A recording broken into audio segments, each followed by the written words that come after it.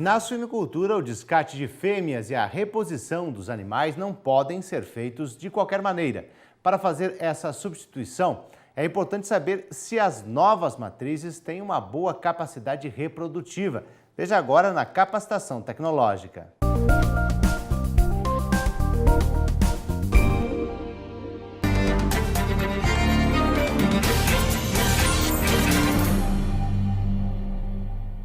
Bom, nós vamos abordar agora um assunto bastante importante na produção atual de suínos, que é descarte de matrizes e reposição de plantel, bem como o seu impacto técnico e econômico na produção de suínos. Esse é um tema que todas as granjas, sem exceção, lidam com ele diariamente. Toda granja tem um processo dinâmico de reposição de fêmeas e de descarte de fêmeas, e é um tema que, apesar de muitas vezes ser negligenciado, é um tema que tem um impacto ou gera um impacto decisivo na produção de um rebanho de suínos. Tanto no aspecto produtivo, dados zootécnicos, eficiência zootécnica de produção,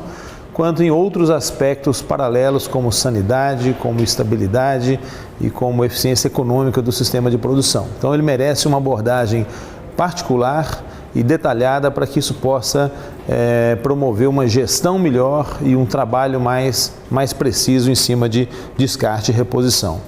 Quando nós falamos em reposição, descarte, reposição intencional, é um trabalho que traz uma mensagem interessante, que é um trabalho de 2009, mostrando que, de forma geral, em rebanhos que estão vivendo um contexto de alta produtividade, rebanhos bem gerenciados, onde os descartes são descartes voluntários, descartes estratégicos, de forma geral, as leitoas de reposição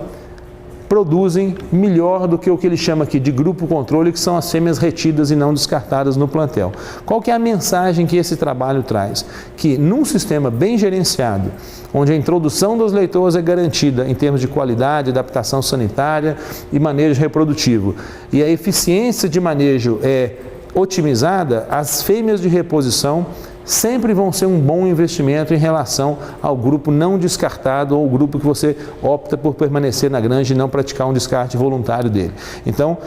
o potencial, além da otimização da distribuição do plantel, o potencial produtivo das fêmeas de reposição é mais eficiente do que as fêmeas não descartadas em situações como essa, e esse trabalho ilustra isso, né? Uma granja aqui, já analisando um banco de dados prático, uma observação feita em alguns milhares de dados de partos aqui no Brasil, mostrando que, de forma geral,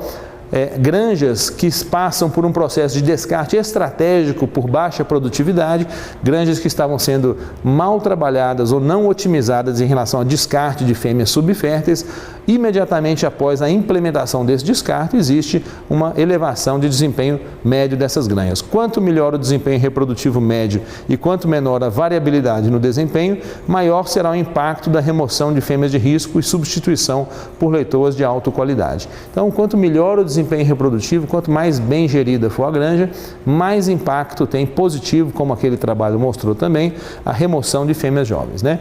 Isso nos leva ao conceito que é muito importante de ser implementado na nossa suinocultura e mais trabalhado em termos práticos, que é o conceito de fêmeas de risco, que é nós conseguirmos achar, encontrar dentro de qualquer granja quem são aquelas 10, 15, 20 ou 25% das fêmeas que são as nossas fêmeas de risco, as quais nós queremos nos livrarmos delas do ponto de vista de manejo e de produção. E existem diversos fatos ou diversas categorias de fêmeas que se encaixam no que nós chamamos de fêmeas de risco. Nós temos que identificar quais são as que são recorrentes, as que são mais comuns de serem encontradas, não especificamente por lesões, mas categorias de fêmeas que, por um determinado motivo que nós vamos comentar, se classificam como fêmeas de risco, com grandes possibilidades de subfertilidade, de baixa taxa de parição ou de baixo número de nascidos e número de desmamados. Então vamos falar um pouquinho sobre essas fêmeas de risco, utilizando um trabalho bastante clássico de 2007, que analisou um banco de dados bastante amplo, bastante extenso e configurou quais eram os pontos de convergência, os pontos comuns naqueles descartes involuntários e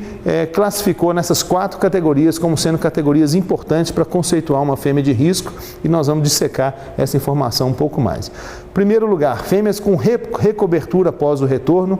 Hoje são muitas as granjas que trabalham com 96, 95, 97% de taxa de parto. Essas granjas invariavelmente não cobrem fêmeas de retorno. As fêmeas de retorno são fêmeas que, apesar de nós termos, se nós nos prendermos ao histórico de 1, 2 ou 3 fêmeas, nós vamos encontrar fêmeas que, após uma recobertura, tiveram um desempenho reprodutivo excelente. Mas como nós buscamos bancos de dados mais amplos dentro de qualquer granja, nós vamos perceber que invariavelmente as recoberturas, que nós chamamos, que são as fêmeas cobertas após um retorno de cio, tendem a uma menor produtividade em taxa de parto e em número de nascidos. Então é uma categoria de risco. Não é toda granja que pode, naquele momento, naquele determinado momento, se dar o luxo de não cobrir nenhuma fêmea de repetição. Às vezes porque não tem leitor disponível, às vezes porque não tem leitor disponível no peso adequado e na idade adequada para aquela semana de cobertura, às vezes porque a taxa de repetição está tão alta que não é possível você simplesmente não cobrir, porque tem 15, 16, 18% de repetição de cio. Essa situação ainda é comum de ser encontrada no campo e, obviamente, uma situação como essa, nós não podemos simplesmente furar a meta de cobertura da granja, deixar de cobrir fêmeas porque são fêmeas de retorno. Nós vamos buscar as melhores fêmeas de retorno, de preferência sem indícios de contaminação ou de infecção gênito-urinária, e vamos recobri-las. Mas é uma categoria de risco que as melhores granjas do Brasil evitam e saem da cobertura dessas fêmeas. Fêmeas com duração de lactação baixa, aqui 0 a 13 dias foi a observação deste trabalho. Nós observamos em condições brasileiras que isso pode se estender até 15, 16 dias. São fêmeas de menor potencial produtivo no próximo parto. Então é fato, as fêmeas que são o que nós chamamos na prática de desmame zero, fêmeas que não suportam a lactação e são levadas para a gestação, e que nós vamos fazer um salto a cio nessas fêmeas, ou um adiamento hormonal da manifestação de cio dessas fêmeas, é uma categoria de risco. Essas fêmeas de baixo período de lactação que não tiveram ainda uma involução uterina adequada para não só conceber, mas levar a ter uma gestação com alto número de leitões no próximo parto. Fêmeas com intervalo de desmame cio acima de 8 dias, nesse trabalho também se caracterizou como uma categoria de risco. Fêmeas de baixa capacidade de retorno ao cio, nós monitoramos com bastante frequência esse índice, que é o intervalo de desmame cio, intervalo de desmame cobertura, que é um índice que mostra, em última análise, ele é um preditor de qual foi a saúde hormonal e a perda lactacional que essa fêmea teve na lactação anterior. Uma fêmea que tem uma perda de peso aceitável, mínima, uma fêmea que teve um comportamento, uma retomada do seu eixo hormonal adequada na lactação anterior, é uma fêmea que vai ter um intervalo de desmame cio bastante curto, um intervalo de desmame cio dentro da faixa ideal, que obviamente está associado com melhor desempenho reprodutivo, qualidade de oócito, taxa ovulatória adequada e obviamente uma capacidade de ter uma gestação eficiente no próximo ciclo, né? E fêmeas com registro de aborto. Essas fêmeas são fêmeas que são consideradas fêmeas de risco. Nesse trabalho em particular, elas formaram essa categoria de fêmeas de risco. Existem algumas outras fêmeas que nós vamos comentar, que também nós agrupamos dentro do conceito de fêmeas de risco. Fatores que aumentam a população de fêmeas de risco. Qualidade da leitoa de reposição, muito importante isso. Consumo de ração na fase de lactação, instabilidade sanitária e imunológica, qualidade dos manejos reprodutivos, qualidade de instalações e manejo nutricional. Essa observação, esses fatores que aumentam essa população, eles trazem para a gente uma mensagem importante, que é a quantidade e a diversidade de fatores de manejo, de nutrição, de estrutura de instalação que interferem nessa população de fêmeas de risco, mostrando que essa área, esse assunto que nós estamos tratando aqui, que é descarte, reposição, impacto técnico e econômico, ele está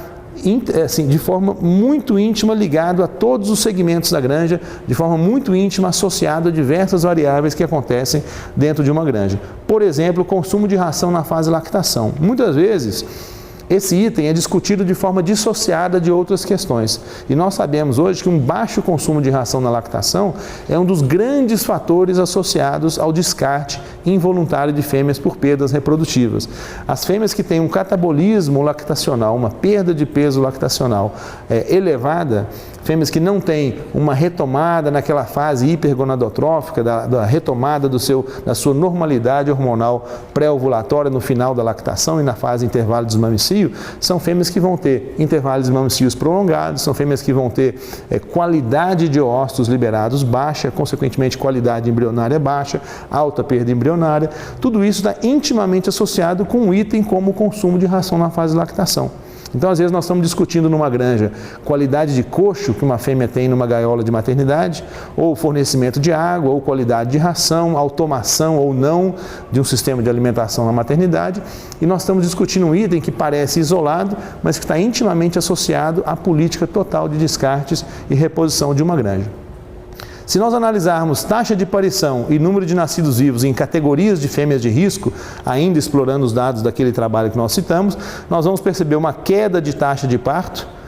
nas fêmeas que tiveram histórico de recobertura. Nós vamos perceber nas fêmeas com registro de aborto uma queda brutal na taxa de parto, no número de nascidos nas duas categorias, mostrando que esses itens que foram classificados como fêmeas de risco, recobertura, aborto, intervalo de desmamicio e duração de lactação, interferem diretamente no desempenho reprodutivo das fêmeas, seja a taxa de parto, seja, em alguns casos, o número de leitões nascidos no próximo parto. E se nós analisarmos alguns dados produzidos em granjas brasileiras, comparando com esses dados produzidos no trabalho de 2007, nós vamos perceber, embora numericamente diferentes, nós vamos perceber tendência idêntica de queda significativa na taxa de parto das fêmeas recobertas. Isso é um banco de dados de granjas brasileiras,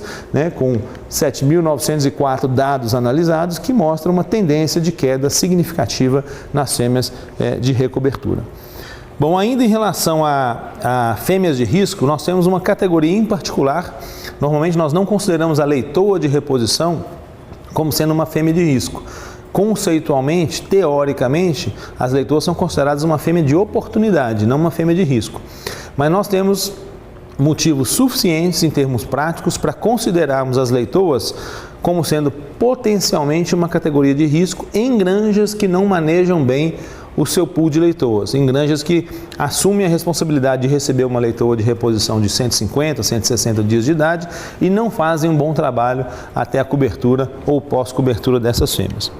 Esses dados aqui mostram uma análise interessante, que é a taxa de parição em nascidos vivos em leitoas nos 4 subgrupos de fêmeas de risco. Leitoas sem retorno de cobertura, com uma queda significativa na taxa de parição em relação a leitoas com novo serviço, sem a recobertura. Leitoas com registro de aborto também com uma taxa de parição bastante baixa, muito ineficiente em relação às leitoas sem registro de aborto numa primeira fase gestacional, numa primeira tentativa. Então, é uma categoria que precisa também ser considerada, porque a remoção de fêmeas jovens, como foi citado antes, é uma remoção que gera um custo bastante significativo para a granja. Por que essa população merece especial atenção? Porque a sua capacidade reprodutiva está sendo testada nesse primeiro serviço, é uma incógnita até aquele momento, porque elas não apresentam estros concentrados em dias de semana, a não ser granjas que praticam manejo em banda, onde as leitoas são sincronizadas hormonalmente para entrar dentro de um determinado lote de cobertura, o que não é a regra geral da produção de suínos. De forma geral, as leitoas estão dispersas durante a semana em relação a momentos de cobertura e muitas vezes com a pressão e a redução de mão de obra que as granjas estão passando, essas fêmeas passam a ser pouco atendidas ou atendidas de forma ineficiente porque não se dá devida atenção a essa categoria, que elas não está associada aos grupos de manifestação de cio, dependendo da idade do dia de desmame que aquela granja pratica. Primíparas têm menor capacidade de consumo na lactação, falando agora em fêmeas jovens, não só em leitoas, tem menor capacidade de consumo na lactação, então catabolismo, falhas com retorno ao éster, desenvolvimento folicular, qualidade de óvulo. Existe um risco maior nas fêmeas novas, porque quando elas são trabalhadas em conjunto com todo o restante da granja, que é o mais normal em qualquer granja de suíno, elas são muitas vezes subestimadas em termos de sua capacidade de consumo ou superestimadas na sua capacidade de consumo, e nós temos um problema de perdas lactacionais maiores nessa categoria. E quando isso não é muito bem gerenciado do ponto de vista de manejo e do ponto de vista de nutrição, nós podemos ter um potencial problema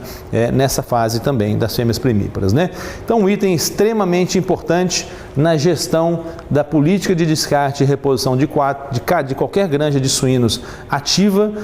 no nosso mercado é a qualidade da leitoa de reposição. A qualidade da leitoa de reposição em termos físicos, em termos de desenvolvimento ponderal, em termos de curva de consumo e ganho, é um item decisivo e muito importante para se alcançar uma taxa de retenção eficiente, né? Existe uma variação bastante significativa em desempenho de fêmeas, dependendo da linhagem praticada em função da sua idade ou do seu peso, principalmente, de cobertura. Esse é um item que cabe ser discutido para cada linhagem específica, porque são variações bastante expressivas, mas dentro de uma mesma linhagem nós observamos, por exemplo, que idades de cobertura diferentes, que na verdade refletem pesos diferentes muitas vezes, ou taxas de ganho de peso diferentes nas leitoas na sua fase pré-cobertura, interferem na sua taxa de parto e no seu potencial de nascidos e também na sua taxa de retenção, que seria aqui uma taxa de retenção